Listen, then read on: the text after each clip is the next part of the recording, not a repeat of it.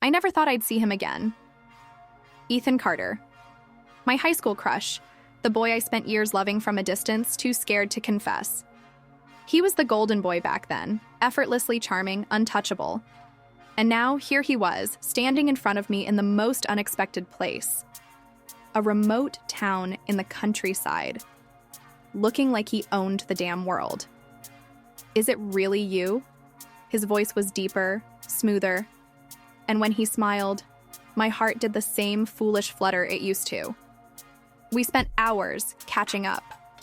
He told me about his farm, a massive, self-sustaining empire he built from the ground up. I should have been happy for him, but something about it felt off. The workers avoided my gaze. There were guards at every corner, and a greenhouse that stayed locked at all times. That night, standing on his porch, he leaned in. Too close, too intense. Like he wanted to say something, but held back. "You should stay a while," he murmured. I should have said no. I should have walked away. But when had I ever been able to say no to Ethan Carter? Days passed. Ethan showed me around the farm, explaining his love for growing things, how he found peace in the soil. But the more time I spent there, the more I saw the cracks in his perfect world. The trucks that left at odd hours, the way his workers flinched at his name, and the greenhouse. Always locked, always guarded. One night, unable to fight my curiosity, I wandered outside. That's when I saw it, Ethan, standing by the barn, exchanging a briefcase full of cash with a man who screamed danger. Before I could process it, a strong hand wrapped around my mouth, yanking me back. "Don't ask questions you don't want answers to," a voice growled in my ear. I was shaking when Ethan found me. He didn't say a word, just stared at me like he was debating something dangerous. Then finally he whispered, "Go to bed, sweetheart. Forget what you saw." For the first time in years, I didn't feel like I knew Ethan at all. That night, when I was sure everyone was asleep, I broke into the greenhouse. What I found changed everything. Not vegetables, not fruits, but rows and rows of narcotics. An underground drug operation hiding in plain sight. I turned to run, but the door slammed shut. And there he was. Ethan didn't look angry. He didn't even look surprised, just disappointed. "You should have stayed out of it," he sighed. I demanded answers. But instead, he gave me a choice. Leave now. Forget everything.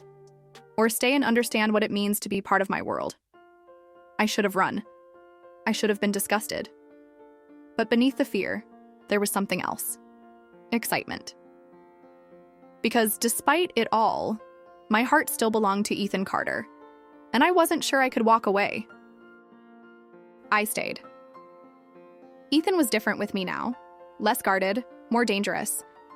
I saw how he built this empire, not just with money, but with fear, power, and a mind sharper than a blade. We were playing with fire, and I knew it, but I couldn't stop myself. One night, after a deal went south, I found him in his office, a bruise on his jaw, blood on his knuckles. "You should hate me," he murmured as I cleaned his wound. "Maybe I do," I whispered back. But when he kissed me, hard and desperate, I knew this was a different kind of addiction. Just as I was starting to believe this was my new reality, I overheard something that made my blood run cold. Ethan was planning to disappear, and he might be leaving me behind. The attack came fast. 1 second, the farm was quiet. The next, gunshots, fire, chaos. The rival cartel had found us. Ethan's empire crumbled overnight. I ran, dodging bullets, searching for him. And then I saw him lying on the ground, bleeding. "Ethan," I screamed, dropping beside him. His hand grasped mine, tight and desperate. "Go," he choked out. "Don't die for me." But I couldn't leave him. Not now. Not after everything. With shaking hands, I pressed against his wound, trying to keep him alive.